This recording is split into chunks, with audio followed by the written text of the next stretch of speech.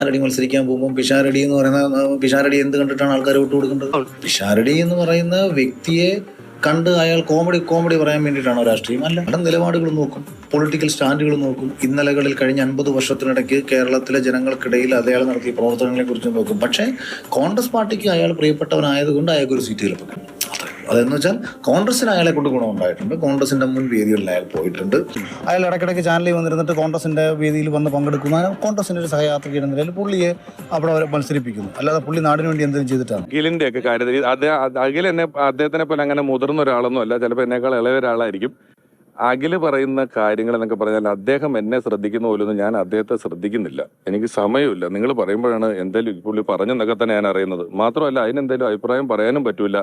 എന്തായാലും കുറ്റോ മോശമൊക്കെ അല്ലേ പറഞ്ഞിട്ടുണ്ട്, അതേ പറയാൻ സാധ്യതയുള്ളൂ. അങ്ങനെ പറഞ്ഞാലും ചിലപ്പോൾ ഒരാഴ്ച കഴിയുമ്പോൾ ഞാൻ വളരെ മഹാനാണെന്നും നല്ല മനുഷ്യനാണെന്നും പുള്ളി തന്നെ തിരുത്തി പറയും. ഇപ്പൊ ഞാൻ ഈ പറഞ്ഞതിന് പുള്ളി എന്തെങ്കിലും അഭിപ്രായം പറയും, അതിന് നിങ്ങൾ ആരും മറുപടി ഒന്നും പറയാൻ നിൽക്കണ്ടില്ല. അപ്പോൾ ഒരാഴ്ച കഴിയുമ്പോൾ അത് പിന്നെയും തിരുത്തി പറയും. അപ്പൊ നമുക്കൊരു 2-3 കൊല്ലം പരീക്ഷണത്തിനു ശേഷം ഒരു സ്റ്റേറ്റ്മെന്റ് എന്താണെന്ന് ഉറപ്പിച്ച ശേഷം അദ്ദേഹത്തിനൊക്കെ ഉത്തരം കൊടുക്കുക. അതിനൊക്കെ നമ്മൾ സമയം കളയേണ്ട.